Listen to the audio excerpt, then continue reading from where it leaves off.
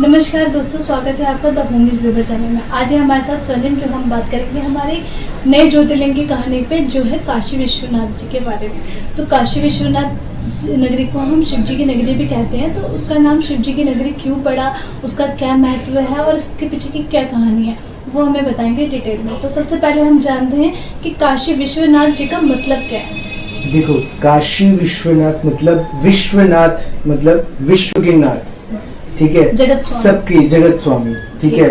तो इस तरीके से उनको देखा जाता है।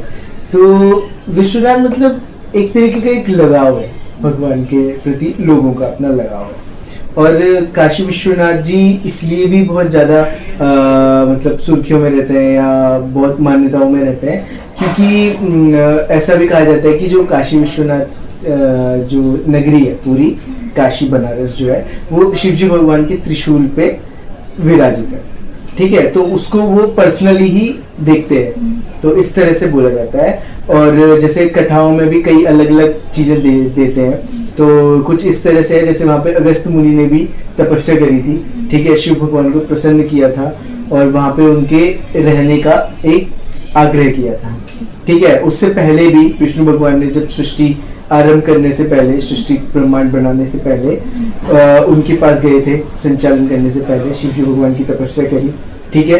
और शिवजी भगवान ने उनको तारक मंत्र भी दिया। तो इसलिए बोला जाता है कि जो काशी विश्वनाथ में जिनकी डेथ होती है, ठीक है, तो शिवजी भगवान उनके कानों में खुद तारक मंत्र बोलते, ताकि वो जन्म मरण के जो बंधन होते हैं उनसे मुक्त हो, या कुछ उनकी लाइफ में जो बहुत क्रिटिकल चीजें थी उनसे उनको छुटकारा मिले, उनकी आत्मा को एक अच्छी यात्रा मिले। इसी मंत्र की वजह से उनको मोक्ष मिलता है। मोक्ष मिलता है, बिल्कुल। तो ये मंत्र वो हर किसी को देते हैं या मतलब डिपेंड करता है कि आप कैसे? देखो, अब पहले देखा जाएगा तो वो सबको मिलता था, बट आज के टाइम पे अब क्या हो गया कि इनफैक्ट जब हम लोग भी जब गए थे वहाँ पे, तो हमने देखा था जैसे कई लोकेशनों से अलग अलग जो थी शव यात्राएं निकलती थी। तो अब क्या होता है ना, कई लोग ऐसे होते हैं जो वहाँ पर रहते हैं और वहां पे रह के किसी की डेथ होना इज अ मतलब टाइप ऑफ मोक्ष, पर वहां आकर मरना वो एक बहुत गलत रिप्रेजेंट करता है। मतलब वो फिर एक तरीके का स्वार्थ है कि आपको पूरी लाइफ आपने बहुत ऐशो आराम से जिया, आपने बिल्कुल लग्जरी लाइफ, बिल्कुल बहुत अलग अलग भिन्न तरह की चीजें करी, और एंड में आके आपको बिल्कुल उस नगरी में आके मोक्ष प्राप्त करना है, तो दैट इज नॉट द। तो इस तरह से नहीं होना चाहिए। थोड़ा वो मतलब ह्यूमन का सेल्फिशनेस हो सकता है, बिल्कुल। तो उस केसेस में तारक मंत्र काम नहीं करेंगे, और वैसी बात है, वहाँ आप सेल्फिशनेस देखते हैं। अच्छा, तो जो काशी विश्वनाथ जी में हम जब दर्शन करते हैं तो उससे पहले बोलते हैं कि काल भैरव जी के दर्शन करो, फिर ही हम दर्शन कर सकते हैं। तो इसके पीछे की क्या स्टोरी? बिल्कुल, जो देखिए हर जगह के कोतवाल होते हैं, ठीक है, ऐसे काशी के कोतवाल बोला जाता है काल भैरव जी। कोतवाल का मतलब? कोतवाल इन द सेंस की एक गार्ड, ठीक है, a protector of their own universe. क्योंकि वो शिवजी भगवान के त्रिशूल पे वो एक अलग ही एक तरीके का मानो एक अलग ही संसार मान लो शिवजी भगवान का, और वो उस पूरे यूनिवर्स के या उस पूरे एरिया के प्रोटेक्टर है। तो इसलिए उनको कोतवाल बोला जाता है। कोतवाल डेफिनेशन ऑफ कोतवाल। तो इसलिए हमें उनसे परमिशन लेनी पड़ती है, देन ओनली हम बिल्कुल हम उनसे परमिट करते हैं। इनफैक्ट परमिशन क्या मतलब, हम उनसे एक तरीके की वो कर रहे हैं कि भगवान हम आपके पास आते हैं, आप हमारी यात्रा मंगल में। तो बहुत अलग मान्यताएं हैं लोगों को। और जैसे हम हर जगह से गंगा जल लेकर आते हैं, बट हम कभी काशी विश्वनाथ से गंगा जल लेके नहीं आते हैं, तो उसके पीछे का क्या मतलब है? बिल्कुल, देखिए वहां पे क्या है ना, वहां पे आके आपने कहावत सुनी होगी कि गंगा यहाँ उल्टी बहती है, ठीक है। तो उस केस में आप लोग क्या होते हैं, वहां पे पाप अपने मिटाने जाते हैं, मोक्ष प्राप्त करने जाते हैं। तो उस नदी में न जाने कितने लोग मोक्ष प्राप्ति लेते हैं।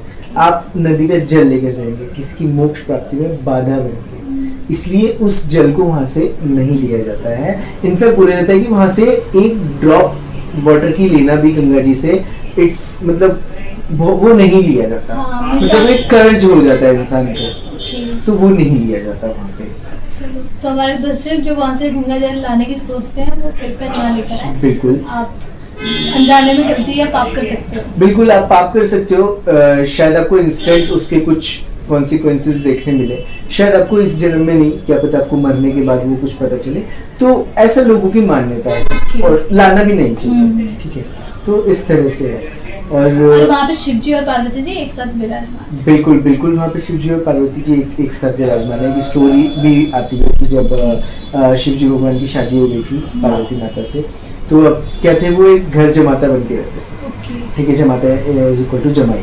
ठीक है, तो मतलब वो अपने इन-लॉज घर पे रहते थे। तो अब क्या था कि उनकी जो बाकी जो सिस्टर्स थे, तो सिस्टर बाकी क्या थी, मतलब जो बाकी सहेलियां वो देखते थे, सब देखते थे कि शादी के बाद सब अपने हस्बैंड के घर जा रही है। तो उनका एक मन में था कि मैं क्यों नहीं जाऊंगी अपने हस्बैंड के घर।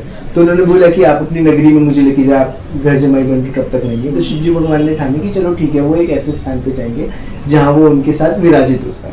तो बोला जाता है कि वो काशी विश्वनाथ ही लोकेशन है जहाँ पे शिव भगवान स्वयं निवास करते हैं और माता भी वहाँ निवास करती है। इनफैक्ट वहाँ पे माता का एक अन्नपूर्णा स्वरूप भी है।